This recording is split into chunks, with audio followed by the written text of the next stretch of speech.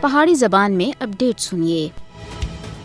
بھارت اور اس کے مددگار عالمی سطح دے اتے یہ تاثر دینے دی کوشش کر رہے ہیں کہ مقبوضہ جموں کشمیر وچ سارا کچھ ٹھیک ہے، لیکن حقیقت یہ ہے کہ مقبوضہ جموں کشمیر وچ سنگین حالات بھارتی دعویاں دا جھوٹ ظاہر کر دی ہیں۔ مقبوضہ جموں کشمیر وچ زمینی صورتحال مودی حکومت دی طرف تے نام نہاد معمول دی واپسی دے جھوٹے بیانیاں دی مکمل نفی کر دی ہے۔ بھارتی فوجیاں سن مقبوضہ جموں کشمیر کو ایک کھلی جیل دے وچ بٹا کے دا ہے۔ ادھر ہر دیہڑے بنیاد دے اتے بنیادی انسانی حقوق دی خلاف ورزیاں معمول بن گئی ہیں۔ ادھر تک کہ کشمیری عوام دے ساہ لینے دے اتے بھی پیرے بٹھائے دین۔ مقبوضہ جموں کشمیر وچ معمول دی واپسی دے نام نہاد بھارتی دعوے ہر دیہڑے دے کریک ڈاؤن کران دے اتے چھاپے اور گرفتاریاں دے بے نقاب ہوندے ہیں۔ ٹھنڈ دے اس سخت موسم وچ بدنام زمانہ بھارتی ایجنسیاں سن جنہاں وچ SIA NIA اور SIU اہلکاراں دی طرف تے لوکاں دے گھراں دے اتے ہر دیہڑے چھاپے، اہم دستاویزات، موبائل فون اور لیپ ٹاپ قبضے وچ کیتے جاندے ہیں۔ مودی اور اس تے مددگاراں دی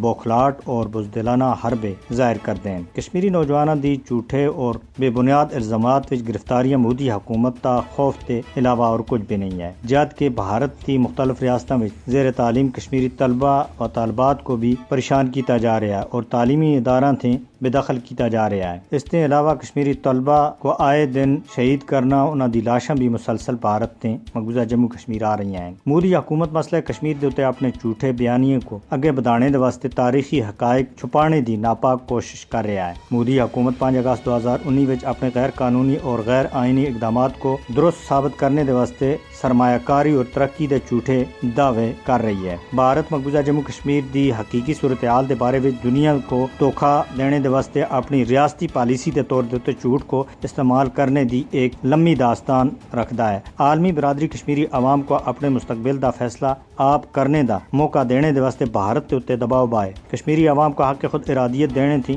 بھارتی انکار پر امن اور مستحکم جنوبی ایشیا دی راہ دے وچ سب دے بڑی رکاوٹ ہے۔ تنازع کشمیر حل کیتے بغیر جنوبی ایشیا وچ امن کسی بھی صورت وچ نہیں آ سکدا۔